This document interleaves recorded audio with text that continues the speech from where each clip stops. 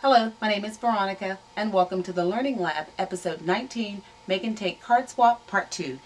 In today's lab, we're going to put together our final card that came and two of the cutest little mini albums you ever want to see. So come on in to today's lab and let's get started. Now for this first little mini album, it came with all the materials and components inside, and she also provided a cute little picture for us of what our finished cover could look like. So the kit came with 2 orange cards, a top and a bottom cover, and 8 white insert pieces. She sent different ones, probably to different ones of us, but mine is black and white. And there's a cute little ghost that came with it that I could probably color in, but I think I'm going to leave it black and white. But one thing that I am going to add to mine is a title, My Favorite Monster, and some little pieces of candy that came in another swap bag. And with this, I'm going to turn it into all of my son's Halloween costumes from 6 months up until I run out of pages or until it's no more fun for him. I'm not looking forward to that day.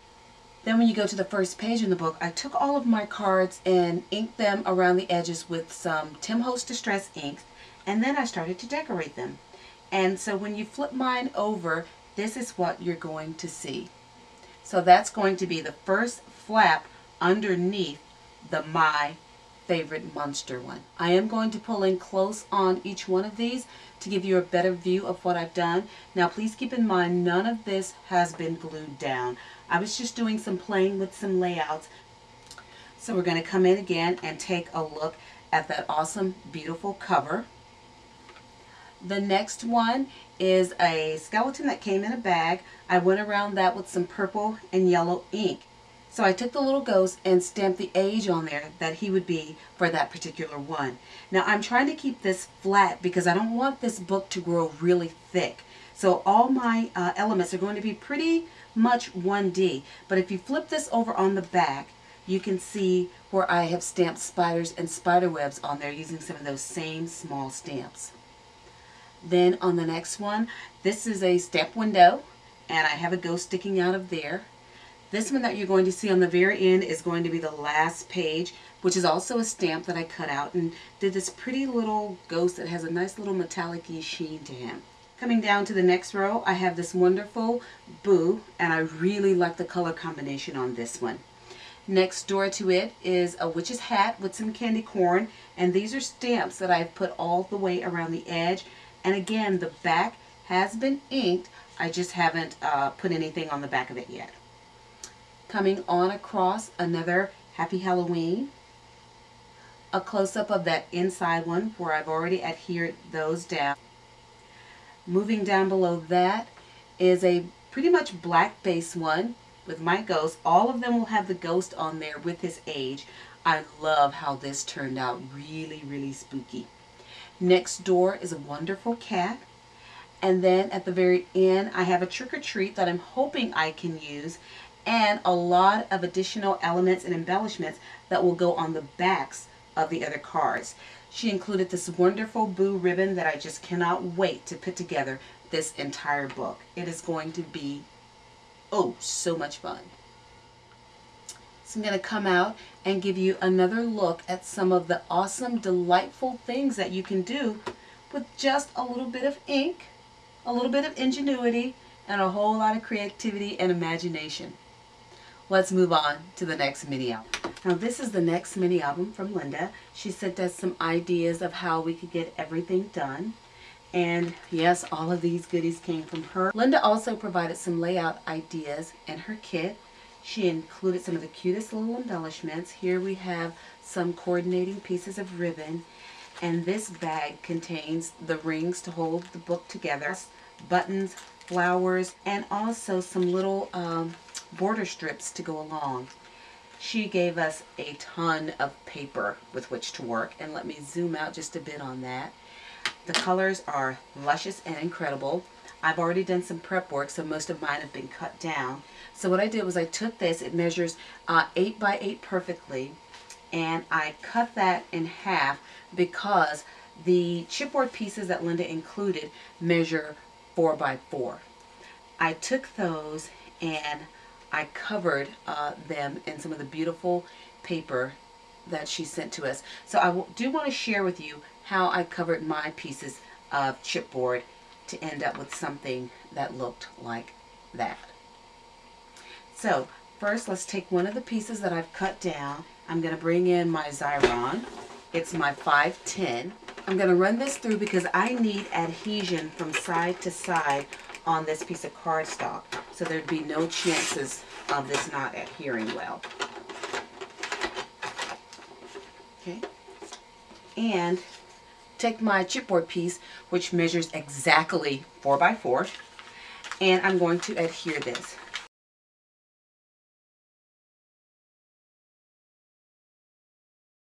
I'm coming in and getting close to the edge. I'm going to go down that strip just at a slight angle. And now here's my piece, perfectly and precisely done.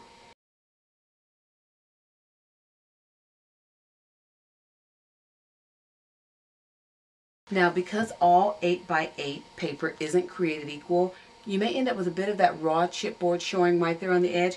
Don't worry about it because we're going to cover it up later. So coming back out, I'm now going to bring in my little corner rounder. Okay, so there we are. Now we're going to take care of this little bit of naked chipboard that's showing at the top. And so for this piece, I'm going to come in with some of my white pigment ink. But I would challenge you to actually say that that was raw chipboard showing. Now that I have completed all of my pieces and I have my book completely together, I have made little pencil marks of where I want my holes to go. So now the next thing I need to do is to bring in my Crop-A-Dile and put a hole in it. Very simple and very easy to do. Now I'm just going to use this as my template, place it on top of my next one, take my pencil and mark my next hole and punch.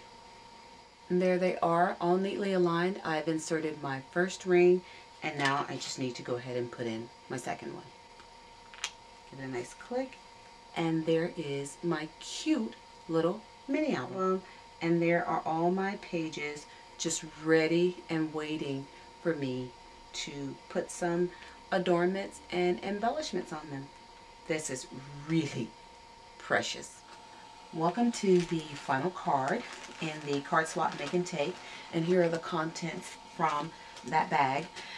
This was so beautiful and elegant that I actually hesitated using it, but we're going to focus on this wonderful green card and some of the awesome embellishments that came with it, and some jewels, ribbon, and some flowers were also included.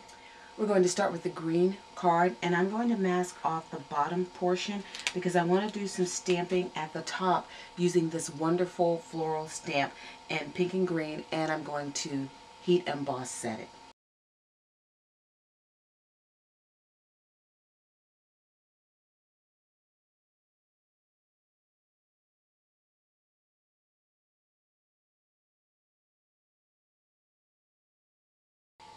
And here is the final card from our Product Swap Make and Take. Voila, there you are. Thank you for joining me in the lab today as I finished up the last of our Product Swap Make and Takes with this wonderful, beautiful card that I simply added a quote to and used the peel-off three-dimensional stickers that came with it. That mini album that I'm going to turn into my son's Halloween album, and the cute little chipboard one that came. Can't wait to get started on that. I think I might do either a Mommy and Me or a Daughter and Me book for this. Please remember to check out my blog at inkallusions.blogspot.com where you'll get a lot of other ideas and inspiration. Until then.